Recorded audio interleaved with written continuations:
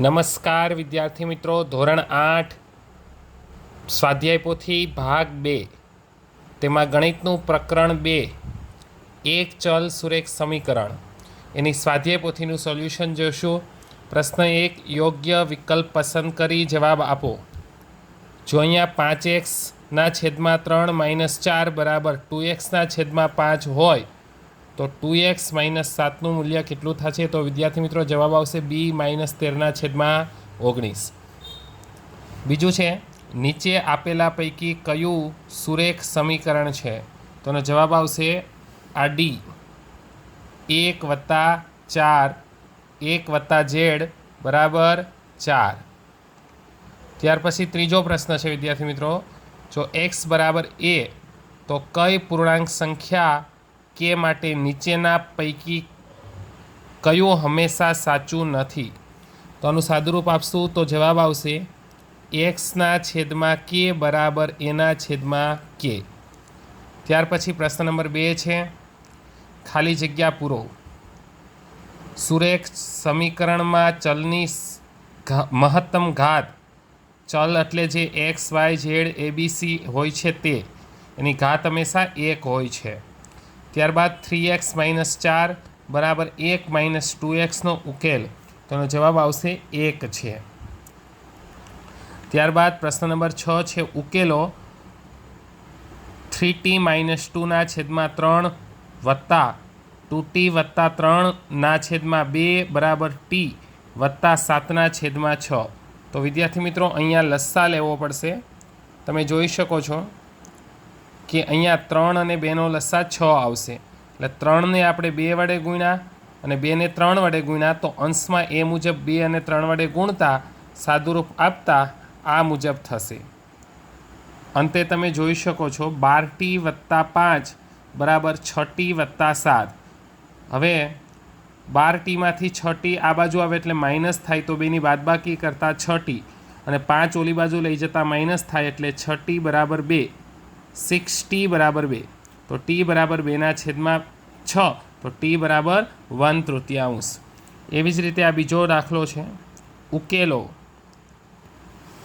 3/5x - 7 વત્તા 2 9x - 11 બરાબર 4 8x - 7 - 111. તો એમાં પણ આપણે પહેલાં 3નો કાઉન્સ સાથે ગુણાકાર, પછી 2નો કાઉન્સ સાથે ગુણાકાર, એમ કરીને સાદુરૂપ આપતા અંતિમ જવાબ આપણો આવશે x બરાબર -96. તમે જોઈ શકો છો. ત્યારબાદ પ્રશ્ન નંબર 8 છે, સમીકરણ ઉકેલો. n/4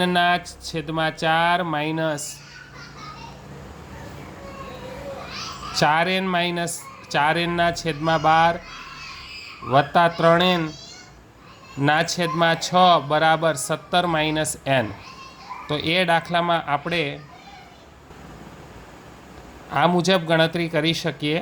12, 4 અને 6નો લસ્સા 12 થશે બરાબર.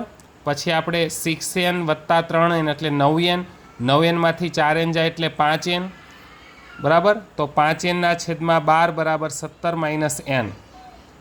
એ મુજબ સાદુરૂપ આવતા છેલ્લે n બરાબર 204/17, તેથી n બરાબર કેટલા થશે? 12 થશે. ત્યાર પછી 9મો પ્રશ્ન છે, સમીકરણનો ઉકેલ મેળવો. એમાં 1 - 4x બરાબર 2 - 5x એ સમીકરણમાં પદની ફેરબદલી કરતાં જવાબ આવશે x બરાબર 1. 10મો પ્રશ્ન, નીચેના પૈકી કયું એક ચલ સુરેખ સમીકરણ છે?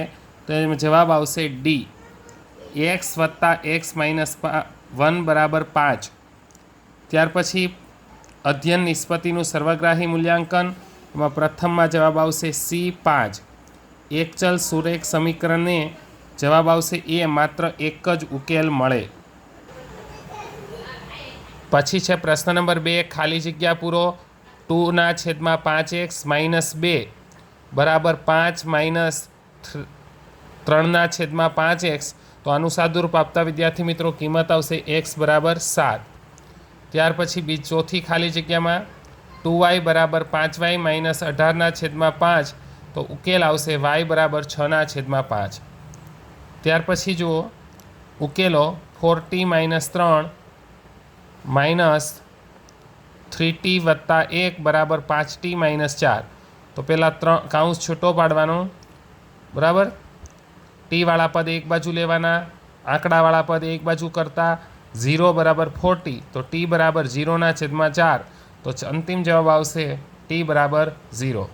છઠ્ઠો પ્રશ્ન છે ઉકેલો 2x - 1/5 બરાબર 3x વત્તા 1/3. ક્રોસ ગુણાકાર 3 આમ જવા દો, 5 આમ જવા દો, 3નો આની સાથે ગુણાકાર, 5નો આની સાથે ગુણાકાર, એક્સવાળા પદ આ બાજુ અને આંકડાવાળા પદ આ બાજુ, અને અંતિમ જવાબ આવશે x બરાબર -8/9.